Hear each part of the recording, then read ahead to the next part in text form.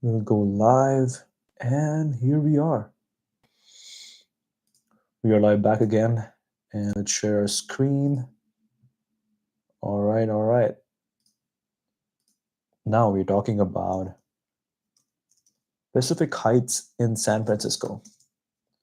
It's very interesting to just walk down Pacific Heights. You're just walking across so many mansions. You're walking you're walking by so many a mansion after a mansion after a mansion, and it just fills you up. It fills you up with ambition. Let's see what we get. Now look at this. Look at this view. There's at top of the hill. You have these mansions overlooking the hills, the beautiful water, the entire city. I think these are the painted ladies. Yes, I've been here. You can see the Palace of Fine Arts.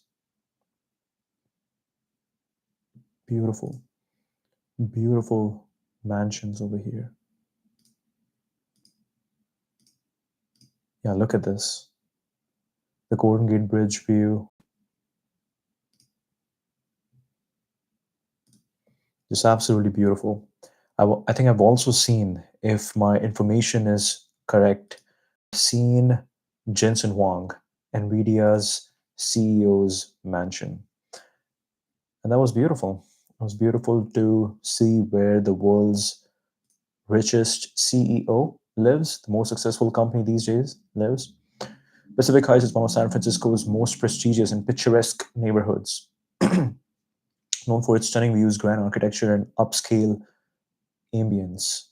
Located in the northern part of the city, this hilly district offers panoramic vistas of the Golden Gate Bridge, Bay, Alcatraz, and the Presidio. Hmm. And the Presidio. Elegant homes. The area features a mix of architectural styles, including colorful Victorian mansions, French chateau inspired residencies, and Spanish style estates. Hmm.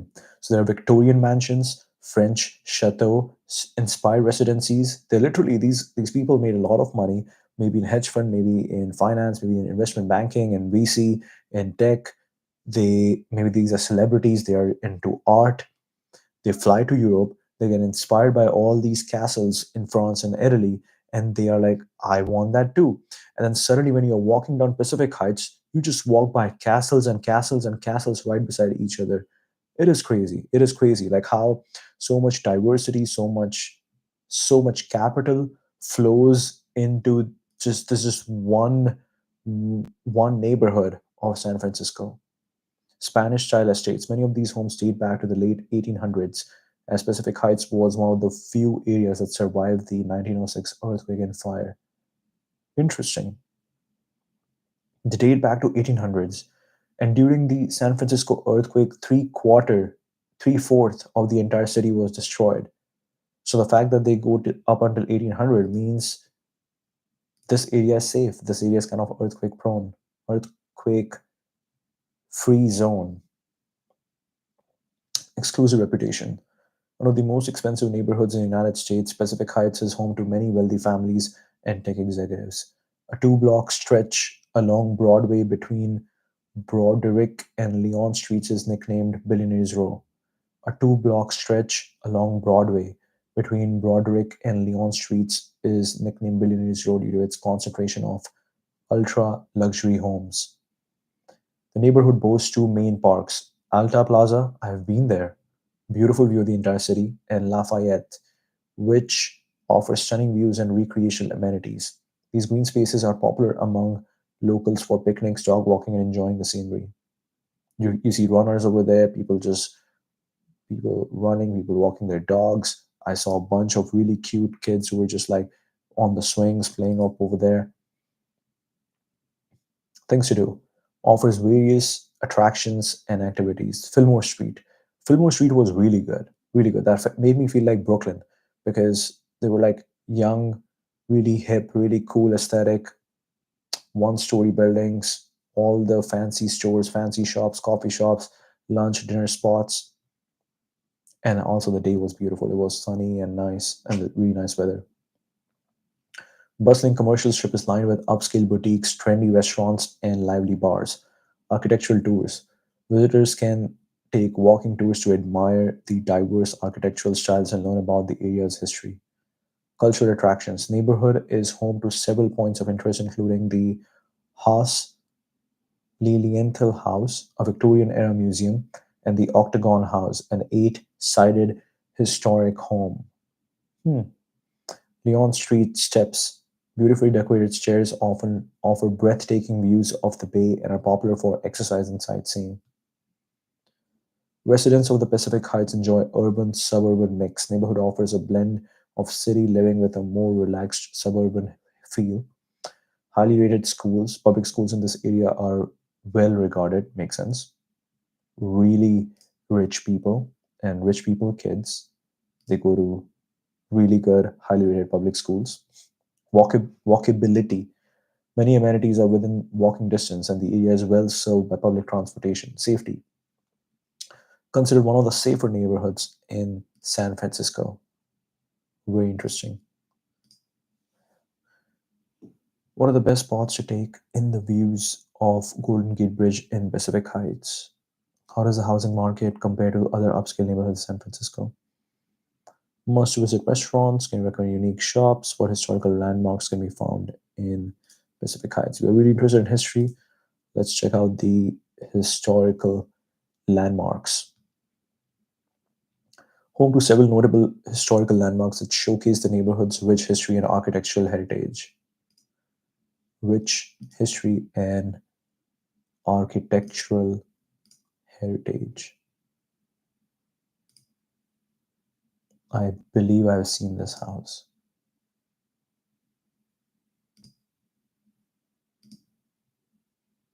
Hmm, I have seen this. I have seen this, and I have a very funny story which I cannot say right now, but interesting. Okay. House Lilienthal House, built in 86, the Victorian era house museum is a prime example of the period's architecture. It offers authentic furnishings and historical housing. Spreckles Mansion, grand residence, also known as the sugar magnate Adolphe Spreckels and his wife Alma in 1912. It's a notable example of a French Baroque architecture. William Bone Mansion, located at 2550 Webster Street. This mansion, built in 1896, is San Francisco Landmark 38. William Bone was the owner of the Spring Valley Water Company. Hmm. Spreckels Mansion, also known as Sugar Palace. William Bone Mansion, built in 1896 as San Francisco Landmark 38, was the owner of the Spring Valley Water Company. Cultural and religious sites. St. Bridget Catholic Church is considered one of the landmarks in the Pacific Heights area. Octagon House, eight-sided historic home, is a well-known landmark in the area. Other notable locations: Mrs. Doubtfire House gained fame as a filming location for the movie Mrs. Doubtfire, starring Robin Williams. It has become a popular landmark for visitors. Billionaires Row.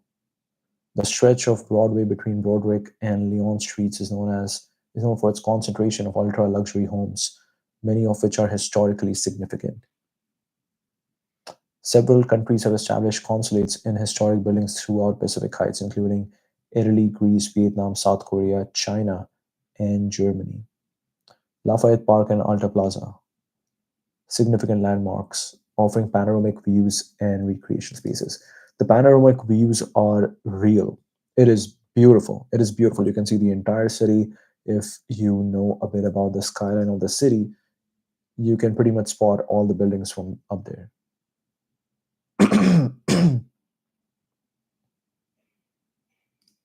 Okay, interesting question. How did the 1906 earthquake influence the architecture of Pacific Heights?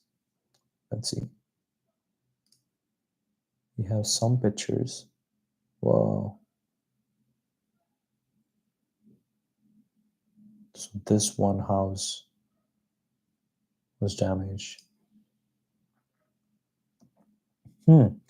If this is entire San Francisco, Golden Gate Park, right? This is the Golden Gate Park. Pacific Heights is right over here. This is North Beach. This is North Beach. Somewhere over here is Union Square. This is the ferry building over here. San Francisco Bay. Areas within which subsidence occurred. Hmm, interesting. Palace Hotel Chronicle Annex, Schwev Building, Mutual Savings Building, Call Building, Call, Cali, Temple, okay, a Temple, Whittle, Union Square. Oh, Union Square right here. Then you have St. Francis Hotel under construction. First Congregational Church looks pretty good. Court of Appeals and Post Office. Hall of Records, City Hall. Hmm. The Orphaned Pillar. Oh, the Orphaned Pillar. So, because of an earthquake, the house went down, but the pillar is still there. They left the pillar just as a memory. This is very interesting because I think I've seen this street today, and it's crazy to look at the street, look at the photo of the street from like 100 years ago. Crazy.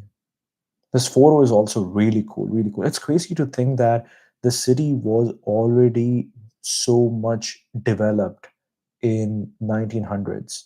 There were already so many buildings. It's not like Dubai where the face change in like just last 20 years. Crazy. Significantly influenced the architecture and development of Pacific Heights in San Francisco. Westward expansion. Earthquake destroyed many mansions on Nob Hill. Huh. Many mansions on Nob Hill. Nob Hill is the same place where we had Fairmont Hotel, we had Top of the Mark, and Fairmont was just constructed, and the earthquake happened, and then it didn't open. It had to go through a reconstruction renovation phase before opening, prompting wealthy residents to look westward where land was cheaper and undeveloped. This led to the development of Pacific Heights as a prestigious neighborhood. New architectural styles. While Victorian homes were common before the earthquake, the Reconstruction period saw the introduction of new styles. Built after 1906, incorporated Beaux Arts and neoclassical elements reflecting the changing architectural trends of the time. Surviving structures. Some Victorian homes in Pacific Heights survived the earthquake and fires, becoming prime example of pre-1906 architecture.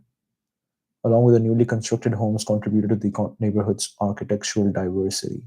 You definitely see a lot of diversity over there. You do see the Spanish estates, you see the French chateau, you see the Victorian homes, and then you see some really, really modern houses. I just saw this one block of one massive white cube, literally just one massive white cube.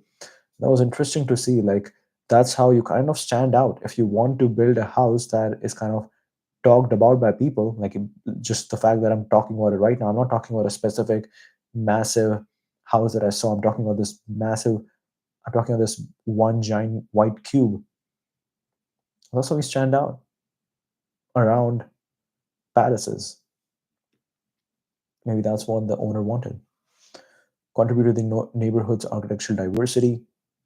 Many surviving Victorian homes were later retrofitted to improve their seismic resilience while maintaining their historic character. This blend of preservation and modernization became a hallmark of Pacific Heights architecture. Initial lax regulations. Building standards were relaxed by up to 50% to speed up reconstruction.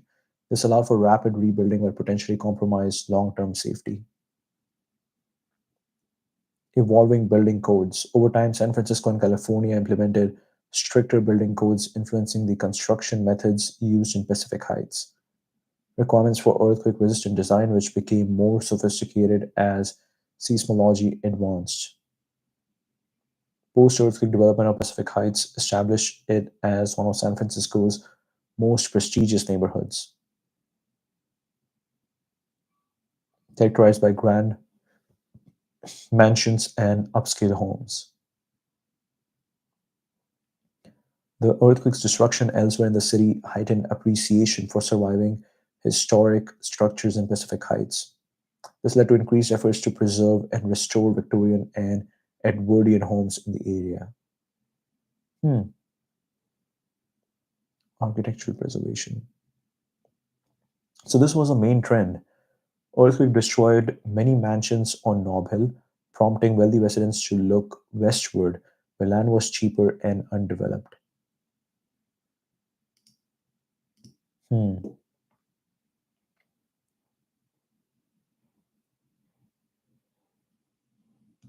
I'm really curious about who are some tech executives that live on Pacific Heights. Let's see if we have some interesting information over here.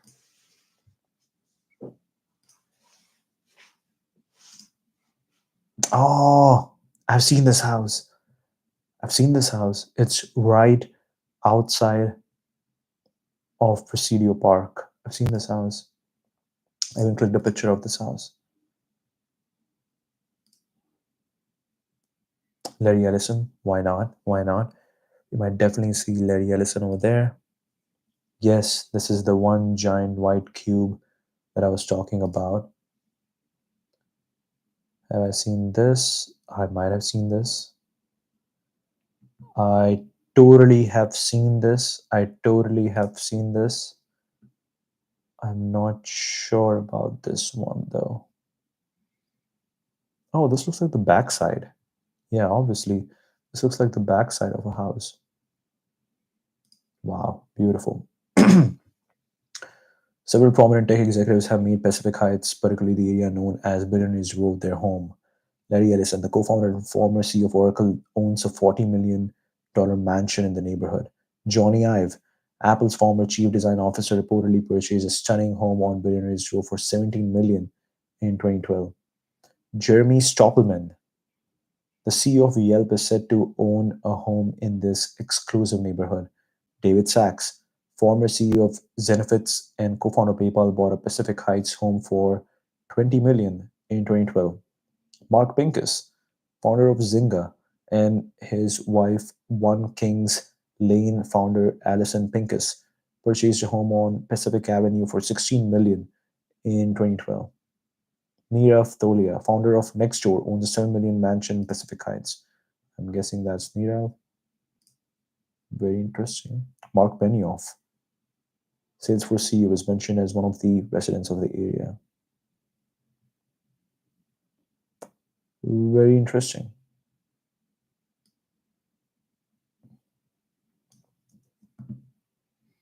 Which tech executives currently live? How have the presence influenced Pacific Heights? Notable tech companies with headquarters in Pacific Heights. Okay, let's see this. How has the presence of tech executives influenced Pacific Heights? That must be a major influence. Real estate market impact, soaring property values, influx of wealthy tech executives has driven up property prices in Pacific Heights. Apple's former chief design officer reportedly purchased a new home for 17 million in 2012. Yes, we have Steve Jobs' widow who bought a house for $80 million.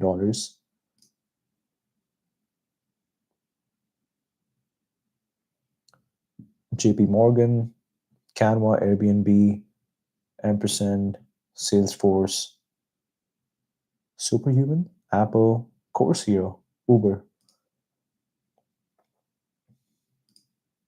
Interesting. Interesting. Luxury property demand are buying are buying some of the most expensive properties in the area. Zynga founder Mark Pincus and his wife purchased a home on Pacific Avenue for 16 million. High salaries and wealth of tech executives have created a more competitive real estate market, often allowing them to outbid other potential buyers. Gentrification. Influx of tech wealth has accelerated gentrification, potentially displacing long-term residents. Modernization.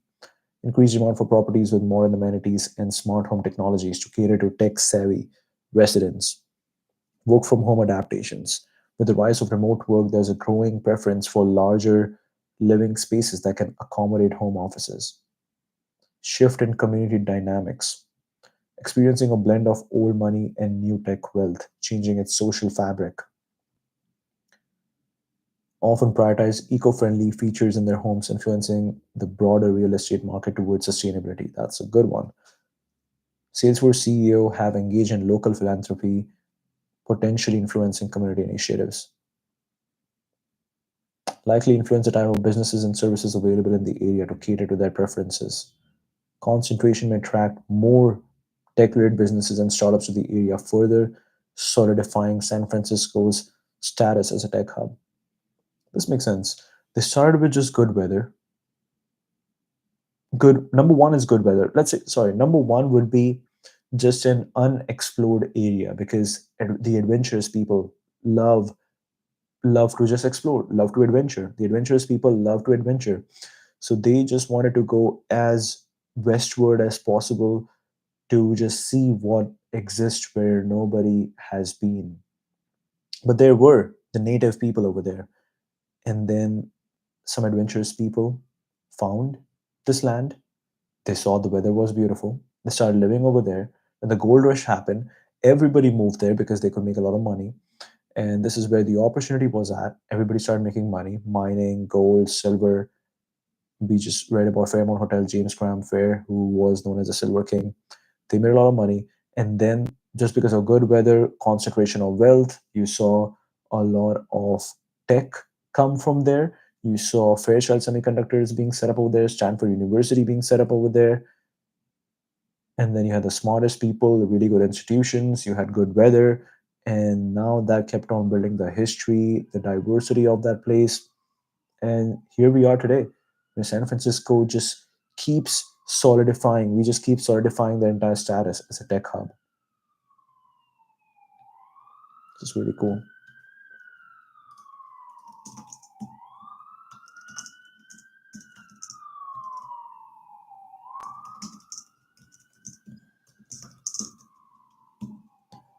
Live in the billionaires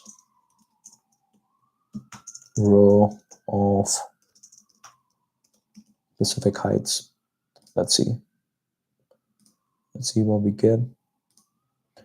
We had some we had some people who we thought we would find. We would find someone like we would find someone like Larry Ellison and Mark Benioff, but it would be interesting. I think Nirav Tolia was interesting. Like he was the founder of Next Door, so that was an interesting find. Let's see if we have more celebrities. Daniel Steele, hmm, prolific romance novelist, owns the historic Spreckles Mansion, a 55-room residence built in 1912 by sugar magnate Adolph B. Spreckles. Daniel Steele. Nancy Pelosi, obviously. Speaker of the House owns a Victorian home just off Broadway in Pacific Heights. Purchased the property. Okay, she was just lucky. She was just lucky. She bought it way too early. In 2007 for 2.25 million, which has since appreciated significantly in value. Gordon Getty, composer and philanthropist, part of the wealthy Getty family, has a mansion in the neighborhood. Anne Getty, late interior designer and socialite, was known for her lavish parties and contribution to the arts. Oscar winning actress recently purchased an 8.3 million Victorian home in nearby Presidio Heights, joining the ranks of celebrity homeowners in the area. Former chief design officer reportedly owns a home on Billionaires Row. Jeremy Stoppelman. Okay, interesting.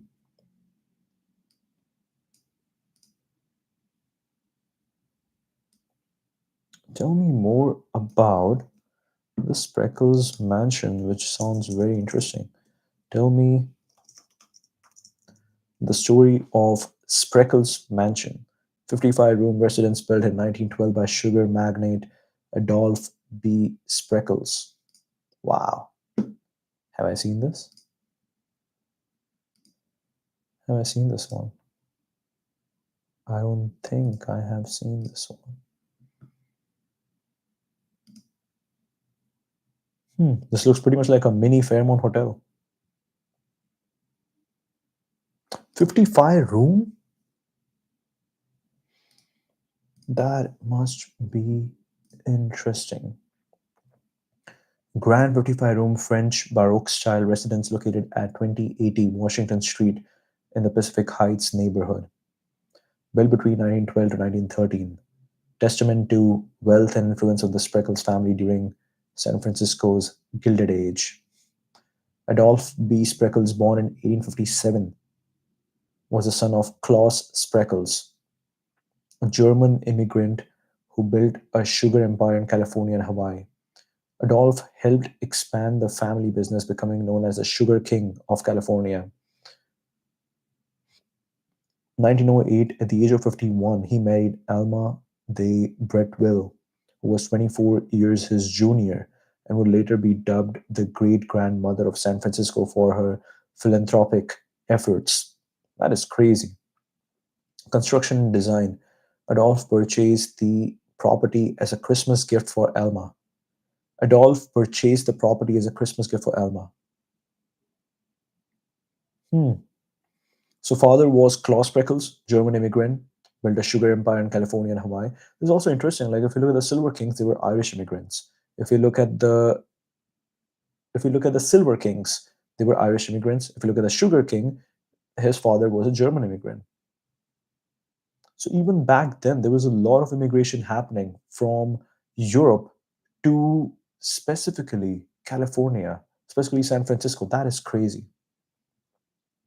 I think maybe because it was a new land, there was new opportunity, and I think that is the way world works. Every time there is a new, if you live in a city where the status games have already been decided, it's really hard for you to build that status. You have to kind of rise up the ranks. But every time there's a new land, there's an opportunity for people who live in who are kind of low status in the existing world, in the current world, to move to this new world and build their status quickly. I think that might be the thing. There is opportunity. If you work hard, you have the opportunity to move to this new world and rise up the you don't have to rise up the ranks. You can build status. Because status hasn't been decided yet. There's still a lot of chaos. That is very interesting. Adolph purchased the property as a Christmas gift for Alma, combining several prime lots and relocating 8 Victorian homes to make room for the mansion.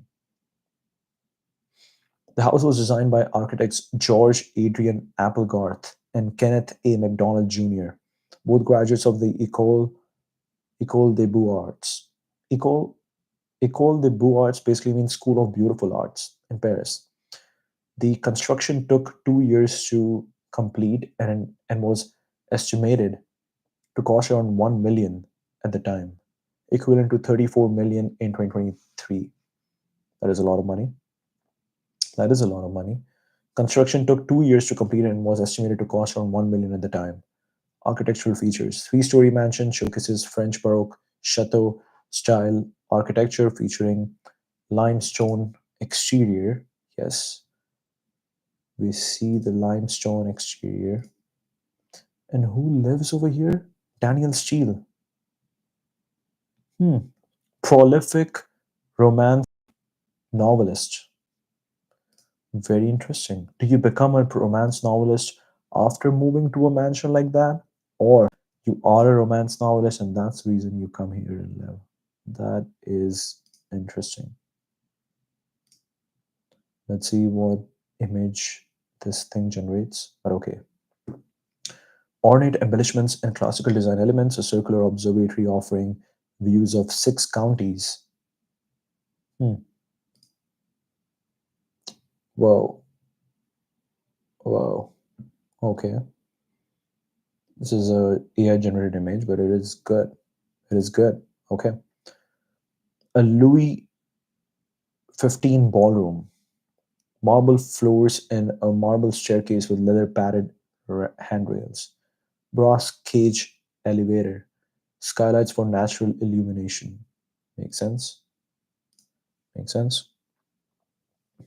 Alma traveled to Europe to furnish the home with 18th century antiques. Her suite featured Louis XIV furniture, while Adolphe's suite was outfitted with colonial Georgian pieces.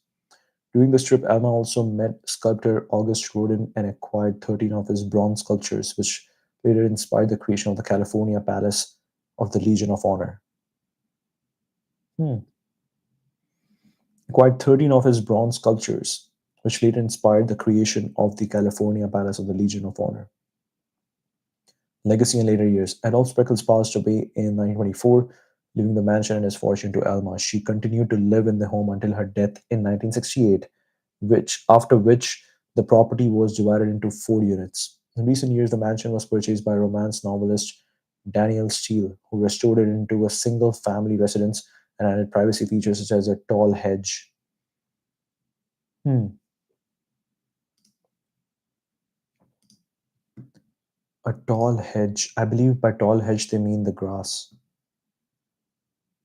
or the wall. I think it's the wall.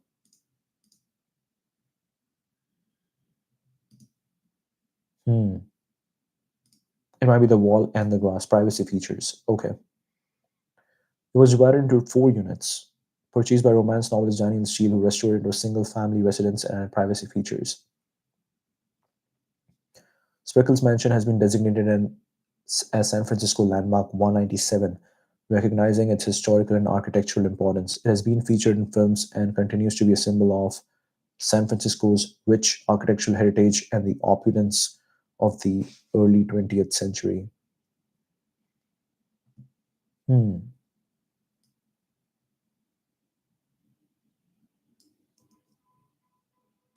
Let's see. What does it exactly mean to be designated as a San Francisco landmark? Property or site has been officially recognized for its special character to the city. Interesting. Legal protection and preservation. Property becomes subject to the controls and standards set forth in Article 10 of the San Francisco Planning Code. Any proposed changes or alterations to the landmark must be reviewed to ensure they preserve the characteristics that justify its designation.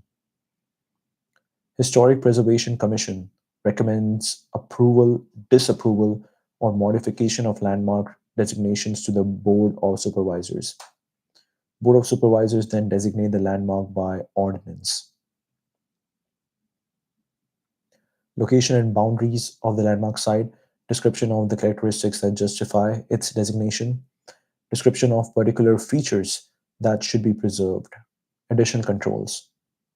For public owned landmarks, review of proposed changes to significant interior architectural features.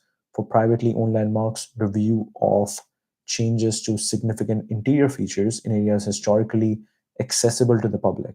Oh, hmm. For privately owned landmarks, review of changes to significant interior features in areas historically accessible to the public. For historic districts, additional controls on facades, setbacks, and heights. Purpose.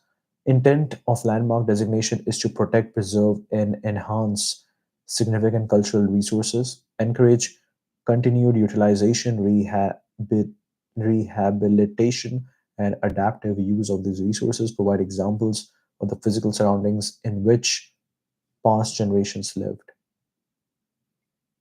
Hmm. These properties are unique and irreplaceable assets to San Francisco and its neighborhoods, contributing to the city's cultural heritage and urban landscape. Wow. Hmm.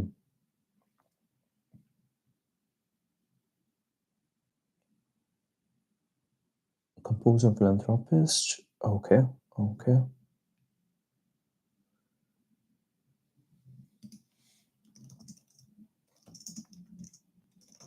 What are the major events in the history of Pacific Heights neighborhood since its inception?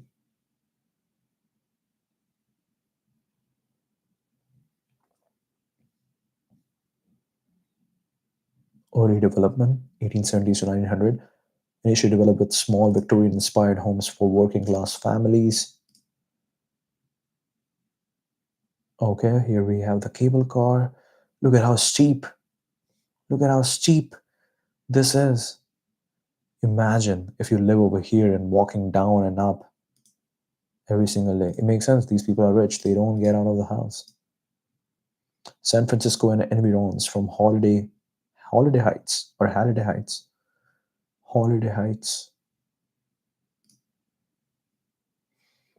gradually transformed into a more affluent neighborhood. Post 1906 earthquake era, largely spared from the 1906 earthquake and fire damage, saw significant reconstruction and expansion. Many smaller homes replaced with larger, more opulent residences, emergence as a prestigious neighborhood, reconstruction of grand mansions and estates, continued development as an exclusive residential area, establishment of diplomatic facilities and consulates. President McKinley's visit speaking to 45,000 school children. Residents had a view of the Tower of the Jewels construction for the Panama Pacific International Exposition. Company 15 firehouse operated, later demolished.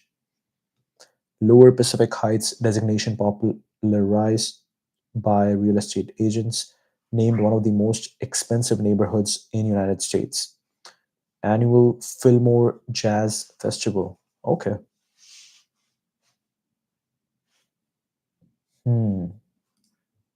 What role did the Nouveau Riche play in shaping Pacific Heights in the late 1800s? That is very interesting.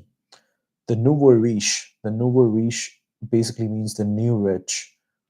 The new rich of 1800s would be the people who made money from gold rush.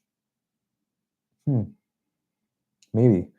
I think gold rush happened either in 1949 or 1849. I forgot. Look at this.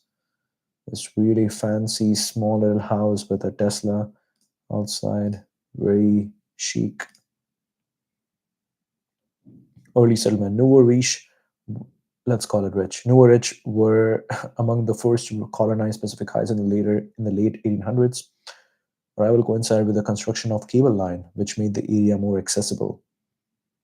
Wealthy newcomers began building grand homes in the area, contributing to its reputation for luxury. Many of the Victorian and Edwardian style mansions that still characterize Pacific Heights today were constructed during this period. Influx of newly wealthy residents transformed this into an exclusive neighborhood. Presence attracted high-end businesses, boutiques, and services to cater to their taste and needs, brought with them a desire for opulence and display similar to broader Belle Epoque. Belle Epoque. Belle means beautiful, epoch means time, beautiful time culture in Europe. This likely influenced the architectural styles and social customs of the neighborhood. Development initiated by the Nouveau Riche set the foundation for Pacific Heights to become one of San Francisco's most prestigious neighborhoods, established the area's enduring character as an affluent enclave. Affluent enclave. Hmm. Tell me the story of Daniel Steele owning or buying the Sugar Palace. Let's see what we have. Purchasing. Okay, so context is really good. It understood that Sugar Palace is Spreckles' mansion, which is good. Daniel Steele, perfect. Okay, let's see. Do we have the same photos? We pretty much have the same photos. There's a lot. I'm guessing this is called the hedge. A lot of plants for privacy purposes. Very interesting. Bought the Spreckles mansion in 90 decades after Elma Spreckles' death in 1968. Mansion had been divided into four separate residential units. Purchased the property and undertook the task of restoring it to its original grandeur as a single family residence. Made some changes that sparked local controversy. She added a tall hedge around the property for privacy, which obscured the view of the mansion from the street. Okay, so we're talking about this hedge. Hmm, this is interesting. Why are people so mad that this person added once more privacy? That's interesting. Hmm. Steele reportedly obtained numerous parking permits for the area, causing some tension with neighbors. She reportedly obtained numerous parking permits. Hmm. I'm guessing maybe they don't, because at that time they might not have cars. They were planned for something like a basement or a lot of parking. And she wants to host parties. So where do these people actually park the cars? On the road. And then she obtained a lot of parking permits. Interesting. Author revealed that she wrote many of her novels from a small office in her bedroom within the mansion. Property's rich history and grandeur likely provided inspiration for her work. Okay, there's an ambulance going by. Let's wait for 10 seconds and we're good. Likely provided inspiration for her work. Steele's ownership has added another layer to the mansion's already colorful history. While she maintained a private lifestyle in the home, her presence there has kept the property in the public eye. Steele still owns the mansion, though she now spends much of her time in Paris. Ensured that this significant piece of San Francisco's architectural heritage remained intact as a single family home, preserving its legacy for future generations. Hmm. This would be interesting. What are some notable parties or events hosted by Daniel Steele at the Spreckles mansion?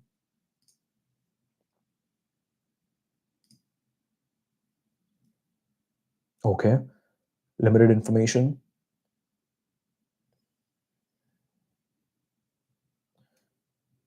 Okay, writing many of her novels from a small office in her bedroom within the mansion. Tall privacy hedge around the property, which reportedly caused some tension with neighbors by obscuring views of the historic architecture. Hmm. So people their neighbors want to look at her house because it is beautiful, but she added a tall hedge for her privacy. Interesting. The rumors that still had obtained numerous parking permits for guests, suggesting she may host some private gatherings, spend more time at a second home in Paris, describing San Francisco as lacking in style and better suited for raising children than her current lifestyle. Interesting. Tell me more. Tell me the story of Nirav Tolia's mansion in Pacific Heights. Let's see what we have over here.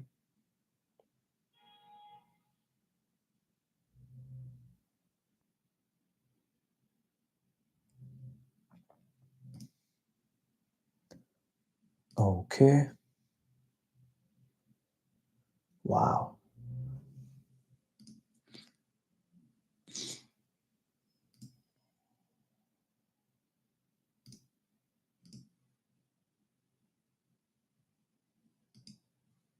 Beautiful. Co-founder and former CEO of Nextdoor owns a historic mansion in San Francisco's prestigious neighborhood. Quite fascinating. Originally built in 1916 by renowned Bay Area architect George Applegarth, who designed it for himself and his wife. So George Applegarth seems like an interesting person. He also designed another one. I think he designed Sugar Palace. Applegarth is also known for creating another San Francisco, yes, Spreckles Mansion landmarks, including the Palace of the Legion of Honor and the Spreckles Mansion. We need to check this out. What is Palace of the Legion of Honor? Tolia's acquisition renovation. Purchased the property in 2011 for 7 million as a wedding present for his wife. After acquiring, he undertook an ambitious 3-year renovation project from 2015 to 2018. Interior was completely gutted and remodeled, introducing a chic modern style while preserving some original features. Interesting. So if you're looking at this, this is the chic modern style, and this is an interior fancy. Okay, okay. We don't see much. I'm guessing the chandeliers are here. The ceiling is the same fancy, but then you also have a lot of chic elements to it. Remodeled, completely gutted, a chic modern style while preserving some original features. Extra wide 49-foot lot providing ample space. Italian Renaissance style facade was preserved during renovation. Italian Renaissance style facade. Okay, okay. Spans 3 stories and includes 6 bedrooms and 6.5 bathrooms. Lower level features a separate entrance, kitchen, and bedrooms. Main level houses in the kitchen and living areas, including a great room that opens to the lawn. Second floor contains 4 bedroom suites, each with an ensuite bathroom. Entire top level is dedicated to the master suite, featuring floor to ceiling windows with views of the Golden Gate Bridge. Yes, yes, yes.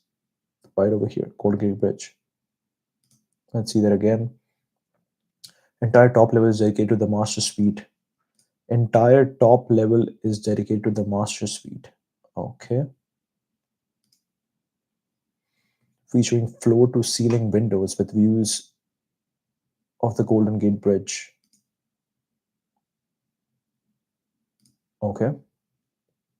Original coffered ceiling in the living room visible from the street was one of the details that attracted Tolia to the house. The outdoor space offers privacy behind an iron gate. Privacy behind an iron gate. Okay.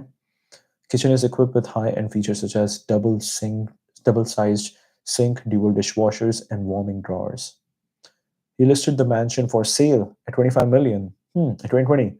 At the time, he mentioned plans to temporarily move to Florence, Italy with his family and eventually look for a home outside of San Francisco. Wow. So purchased the property in 2011 for 7 million. Purchased the property in 2011 for 7 million. 3-year renovation from 2015 to 2018. Okay, I'm guessing they lived there from 11 to 15, then 3-year renovation. And then in 2020, listed for 25 million. At the time, he mentioned plans to temporarily move to Florence, Italy with his family and eventually look for a home outside of San Francisco. Reflects the neighborhood's prestigious history and the ongoing tradition of tech industry leaders making their homes in this exclusive area of San Francisco. Read the picture. Where is the Palace of the Legion of Honor? Hmm. Whoa. Whoa. Okay. How come I didn't see this? Honor part three. Part three. Part three. California Palace of the Legion of Honor, prestigious fine arts museum located in San Francisco. Built between 1921 and 24 as a gift to San Francisco from Alma de Bretteville Spreckles, designed as a three-quarter scale replica of the Palais de la Légion d'Honneur in Paris. Paris. Architect George Applegarth incorporated modern museum construction techniques, including 21 thick walls with hollow tiles for temperature control, advanced heating and air filtration systems. Situated in Lincoln Park, northwest San Francisco, offers stunning views of the Golden Gate Bridge in San Francisco Bay. Yeah, yeah, you have a stunning view. Okay, built on the site of a former municipal cemetery, opened on Armistice Day, November 11, 1924, dedicated to California soldiers who died in World War One, serves as both a memorial and a museum of fine arts. Okay, houses an extensive collection spanning over 6,000 years of ancient and European art. 6,000 years! 6,000 years of ancient and European art. Very interesting. European paintings from the 14th to the early 20th century, ancient art from Egypt, Greece, Rome, decorative arts and furniture, graphic arts and photography, significant collection of sculptures by August Rodin. Rodin's The Thinker greets visitors at the entrance, the Spreckles organ, a 924 Skinner organ with 4,500 pipes, a pyramidal skylight in the Court of Honor inspired by the Louvre Pyramid, underwent major renovations from 1992 to 1995, included seismic strengthening and a 35,000 square foot underground expansion. Hmm. Architects Edward Larrabee Bonds and Mark Cavagnero led the project. Cavagnero. Wow. Wow. Continues to be a significant cultural institution in San Francisco, offering a rich collection of art. Beautiful. Beautiful. Okay. Let's see this. Alma. Alma has a story. Why is Alma de Bretteville Spreckles known as the grandmother of San Francisco?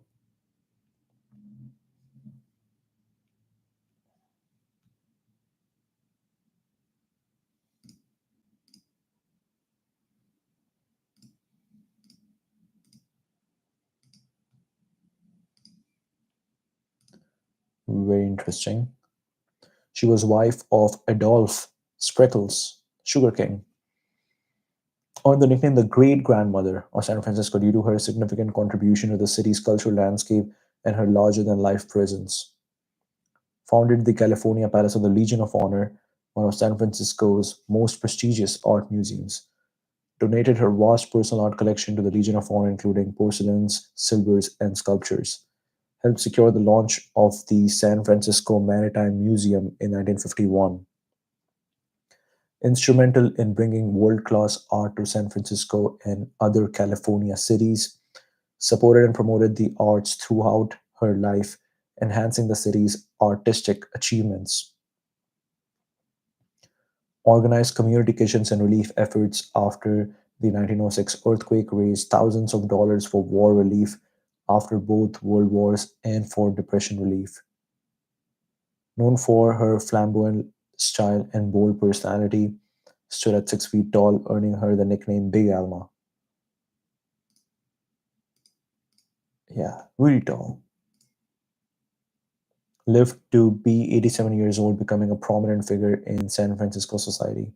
Her vision and contributions continue to influence San Francisco's cultural scene. Former Mayor Joseph Alioto said, "She was a magnificent woman whose love for San Francisco shall endure eternally." Wow. Alma de Bretteville Spreckles. Long lasting impact on San Francisco's art, culture, and philanthropy, combined with her memorable personality and advanced age, led to her being affectionately known as the great grandmother of San Francisco. Hmm.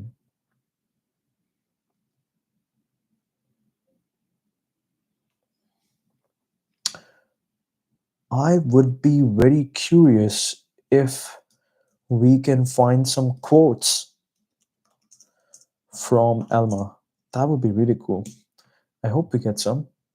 She died in 1868. I hope she wrote some stuff. Okay, let's see. Gratefully to Mrs. Elma Spreckles, Frank Hoy. Okay, Big Alma. Interesting. October 2044, 1944 maybe. Interesting. Interesting. Big Alma, the great grandmother of San Francisco, was a colorful and outspoken figure. We haven't been friends since my husband shot their father. Alma's comment about the Day Young family, referencing the hostility between the Spreckles and Day Young families. We haven't been friends since my husband shot their father. Hmm. The time I sued for personal defloweration, and by God, I won.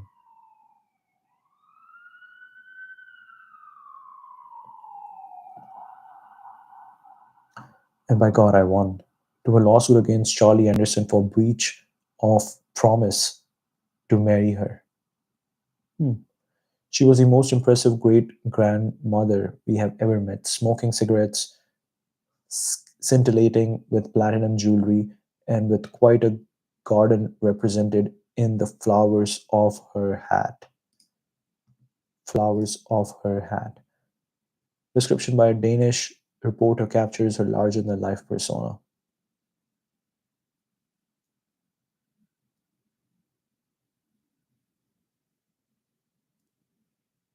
Hmm. Very interesting. Very, very interesting. Let's see.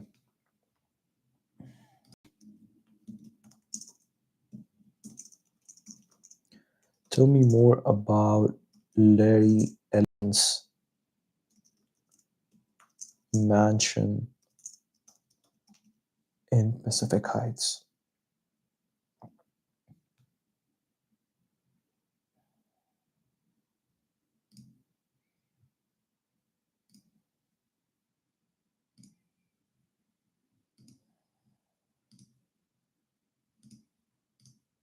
Wow. Don't tell me this is Larry Ellison's house.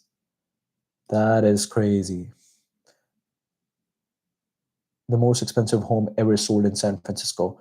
Oh shit. So that is the mansion of Steve Jobs's widow, Lauren Powell Jobs. This crazy, crazy. Okay, let's see. Co-founder of Oracle and she bought it for 70 million. That is crazy. Okay, anyways.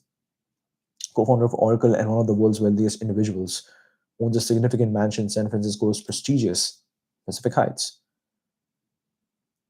Billionaires Row, purchased in 1988 for 3.9 million, designed by renowned architect William Worcester, 10,000 square feet in size, 4 levels, 5 bedroom.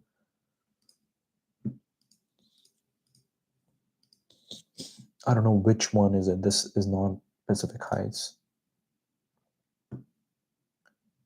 Offers panoramic views of San Francisco Bay, part of an exclusive neighborhood. Zynga founder, Apple designer, Yelp CEO. The reports that Allison planned to purchase the neighboring property for 40 million to remove trees blocking his view. However, this sale did not materialize. To remove trees blocking his view. Wow, wow. He would just buy another house because that house has trees and they are blocking his view. Context within Ellison's portfolio. Just one of just one piece of Ellison's extensive real estate holdings, which include properties in Malibu, Lake Tahoe, and even the Hawaiian island of Lanai. This seems like the Hawaiian property represents Ellison's long-standing presence in one of San Francisco's most elite neighborhoods, reflecting his status as a tech industry titan and his appreciation for prime real estate.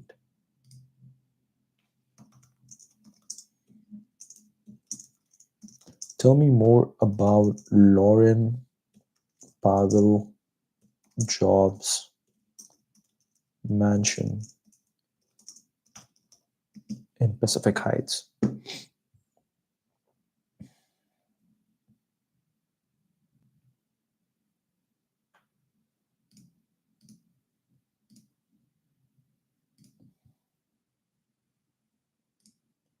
Okay.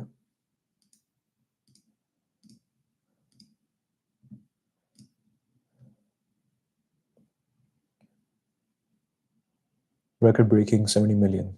Off market deal has set a record for the most expensive residential property sale in the history. 7. Construction built in 1916. Style Spanish Renaissance revival. I'm not sure what information is right now. I'm not sure if we're looking at the right information.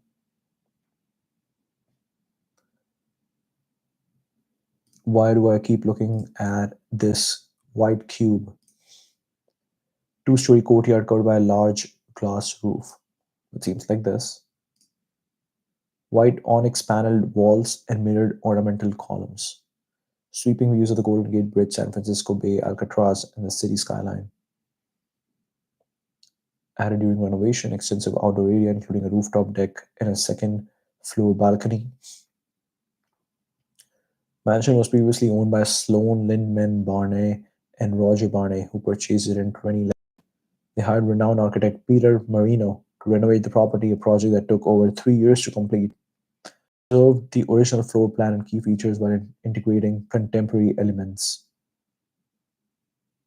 Homes owned by Oracle billionaire Larry Ellison and Apple designer. The property is situated between homes owned by Oracle billionaire Larry Ellison and Apple designer Jonathan Ive.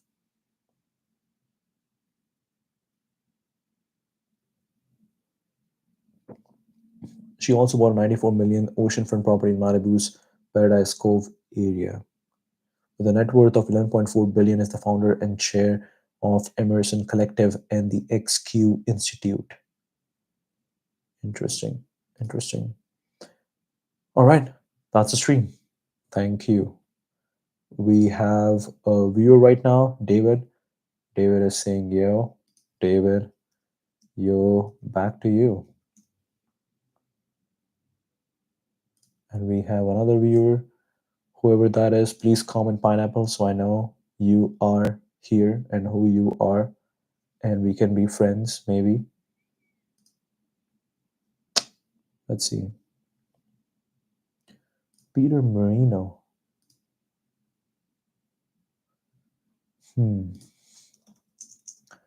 Tell me, tell me some artists and celebrities who live in Pacific Heights.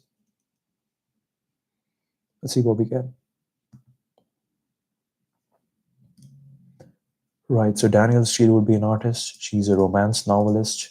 She lives in the Sugar Palace, Spreckles Mansion. Perfect. First one. Prolific romance novelist. Nancy Pelosi. I don't think Nancy is an artist. I'm guessing they put into celebrity. Larry Ellison, Gordon Getty, Mark Pincus, Julia Roberts, Johnny Ive, Jeremy Stoppelman. Hmm. I didn't get any new information. Tell me some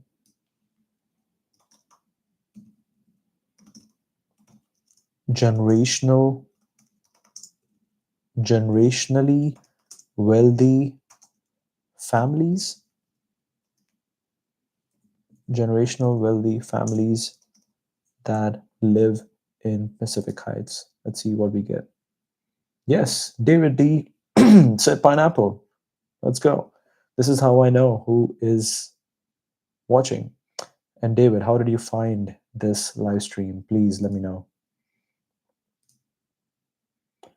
This is Sugar Palace. This is wow, look at this. Look at this. Beautiful dining area. Beautiful views. I think I've seen, yes, I've definitely seen this mansion. I was standing right over here. Several generational wealthy families have called Pacific Heights home, contributing to its reputation as one of San Francisco's most prestigious neighborhood. Getty family, makes sense.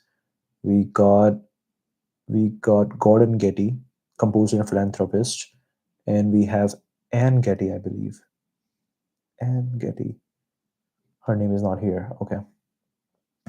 Known for their oil fortune, has a significant presence in Pacific Heights. They own a lavish five-story Italianate mansion in the area, which is one of their most famous properties. The home features scenic views of the Golden Gate Bridge, showcases maximalist interior work of Anne Getty. Okay, I'm not sure if Anne Getty is a family member. The Haas family derived their fortune from Levi Strauss and Co. Okay, Haas Lilienthal, I believe. They have maintained a strong presence in San Francisco, including owning mansions in Pacific Heights. Known for their continued commitment to the city and their philanthropic efforts, Goldman family. Goldmans are also connected to the Levi Strauss fortune. They have historically owned mansions in Pacific Heights, contributing to the neighborhood's prestigious reputation. Spreckles family. They've left a lasting legacy in Pacific Heights. Right. Alma, known as great grandmother, owned Spreckle Mansions, which is now home to novelist Daniel Steele. This is really cool. Okay. Um, mm, mm, mm, mm, mm. Tell me more about the current, or let's say, yeah, the current members of the Haas family. Perfect. Let's see. So here's what they look like. We might have Levi Strauss somewhere. Family Foundation. Okay. Let's see. Can we zoom into this photo? Yes, we can zoom. Levi Strauss jump started the family's philanthropic tradition in 1897 when he endowed 28 scholarships at UC Berkeley. Today, the largest givers descend from the Walter Haas Jr., whose three children oversee a 600 million fund that focuses on Bay Area civic life. Wow. So Robert Haas, Betsy Haas Eisenhart, and Walter Haas. The Evelyn and Walter Haas Jr. Fund. Okay. Levi Strauss. So how are they connected to Levi Strauss? I have no idea. I have no idea. What is the connection? Okay, we don't have the connection. Let's see what Perplexity says. Okay, interesting. Is that Levi Strauss or the son of Levi Strauss? Okay, let's see. Significant philanthropic contributions, continues to be influential. Robert D. Haas, Chairman Emeritus of Levi Strauss and Company, son of Walter A. Haas Jr. and Evelyn Denzing Haas, married to attorney Colleen Gershon. They have a daughter named Elise. Walter Haas. Okay. So this is Robert Haas. Yes, that's him. Okay. Oh shit. Robert and Walter look same. Oh no. I'm guessing this is the answer. Walter and Robert Haas. Okay. And their sister Evelyn, I'm guessing. Generation of philanthropy. Okay. Walter, co-chairman of the Evelyn and Walter Haas Jr. Fund, former chairman and CEO of the Oakland Athletics, married to Julie Sauls Haas. They have two children, Simone Haas Zumsteg and Walter A. Haas III. Okay. Betsy Haas Eisenhart. Okay. That's her. Betsy. I'm guessing that is Betsy. Yes, that's Betsy. And it's Betsy's daughter, I guess. Civic leader and volunteer married to Roy Eisenhart. They have two children, Jesse Eisenhart and Sarah. Yes, so that is Sarah Eisenhart, I'm guessing.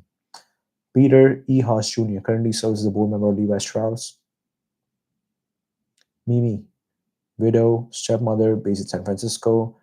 Grandchildren, Jesse, married to Addison. Simone Zumsteg. Okay, okay, very interesting. Um, Levi Strauss and Company. Who founded Levi Strauss? And Levi Strauss is the OG San Francisco company because Gold Rush happened. People moved to California, and these guys were like, "Wait, you know what? Miners need jeans. Let's make Levi's jeans." I'm guessing that is Levi Strauss. Yes, they are Levi's. Okay. Hmm. These guys are wearing the jeans.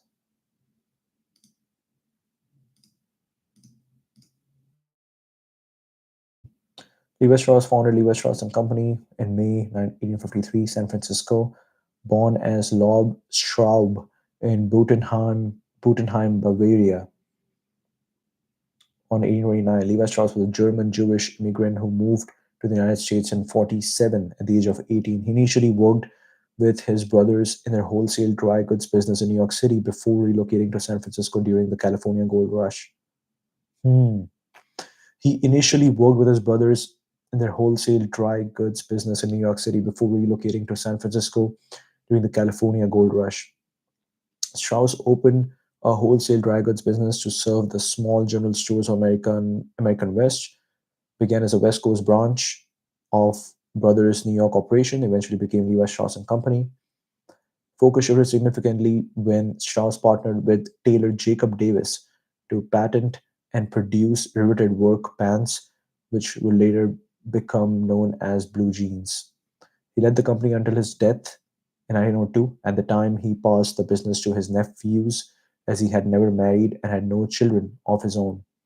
The company has since remained largely under family control, with descendants of the Stone-Haas family related to Strauss through marriage, managing the business for several generations. Hmm. Wow. Very interesting. Who is company has since remained? Okay, let's see. Tell me the story. Tell me more. Tell me more. Okay, David. David is saying make some crypto content. Wait, David. Which David are you? Are you David? Are you David, my friend? I don't know. Who's David D? Levi Strauss of Bavaria, his four nephews, the Stone brothers, Elise Stone, Walter Haas. Okay. His four nephews, the Stone brothers. Okay. Elise Stone, Walter Haas, Mimi Haas, Peter Haas, Rabbi Brian Louis, Daniel Louis, SF's new mayor. Whoa. Nephew would be sister's son, right? Sister's sons. So sister would be, I'm not sure. Levi Strauss. Stonehouse family has indeed maintained control of Levi Strauss and Co. for several generations, with the company's leadership passing through various family members related to Levi Strauss through marriage. Related to him through marriage. Here's a more detailed look at his family succession. After his death in 1902, the company passed to his four nephews, Jacob, Sigmund Lewis, and Abraham Stern. These nephews were sons of David Stern, who had married Levi Strauss's sister, Fanny Strauss. Okay, so makes sense. Levi Strauss built this company. By the way, when did he start the company? He started the company in 1873. Okay, so almost 30 years he ran Levi Strauss. He ran Levi Strauss for 30 years, and then he didn't have kids. So he passed on until his death. Perfect. So he passed on to his nephews, and his nephews are his sister's sons, right? So sister was Fanny Strauss, married to David Stern, and the sons were Jacob, Sigmund, Lewis, and Abraham. House family enters. Okay, where is House family? We're talking about Stern family right now. The House family became involved with Levi Strauss through marriage. Okay, who is Elise Stern now? Whoa, Fanny Strauss was Levi Strauss' sister. Fanny Strauss married David Stern. So now we have the Stern family kind of. Jacob Sigmund Lewis and Abraham Stern. Okay. How does the family Haas family enter? Okay. Walter A. Haas Sr. married Elise Stern, the daughter of Sigmund Stern. Okay, got it. So Sigmund Stern, one of the nephews, his daughter Elise Stern marries Walter A. Haas. So that's how Haas family enters. Interesting. Sigmund Stern was the son of David Stern and Fanny Strauss. Makes sense. Okay. Levi Strauss's sister. So Levi Strauss, his sister Fanny Strauss marries David Stern. Their kid is Sigmund Stern. Sigmund Stern's daughter is Elise Stern. Elise Stern marries Walter A. Haas. Okay, got it. So now we are at the point where Stern and Haas comes together. Generation leadership. Walter A. Haas Sr. joined the company in 1919 and served as president from 1928 to 1955, then as chairman until 1970. Wow. Wow. Walter A. Haas Jr., son of Walter Sr., joined the company in 1939, okay, and became CEO and president from 58 to 76. Peter Haas, brother of Walter Jr., also held leadership roles in the company. Robert Haas, son of Walter Jr., okay, became the fifth and final family member to lead the company. 85, the Haas family took the company private in a leveraged buyout. 2011, the family hired the first non-family CEO, Chris Berg.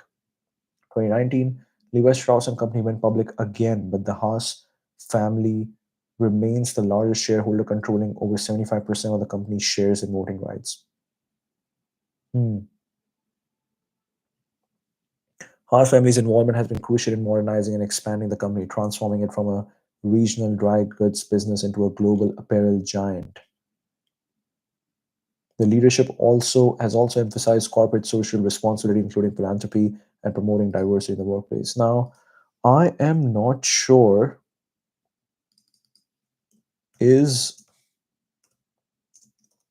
Levi Strauss and Co. and Levi's the same company? All right, this should be the last question, and then we end the stream. Let's see. I think they're the same. Yes, Levi Strauss and Levi's are the same company. It is the parent company that owns Levi's brand of jeans and other apparel. The company was founded in 53 in San Francisco, California. Levi's is the primary and most well-known brand of Levi Strauss. The company is famous for inventing blue jeans. 73, when Levi Strauss partnered with tailor Jacob Davis to patent riveted work pants.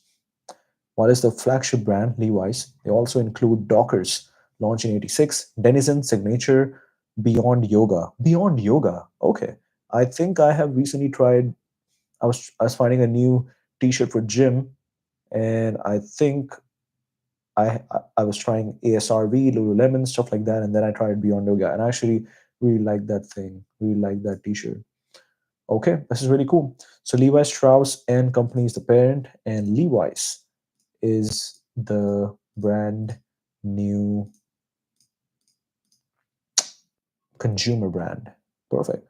Original riveted quality clothing, patented May 1873, I believe that's what it says. Perfect. All right, that's the stream. Thank you.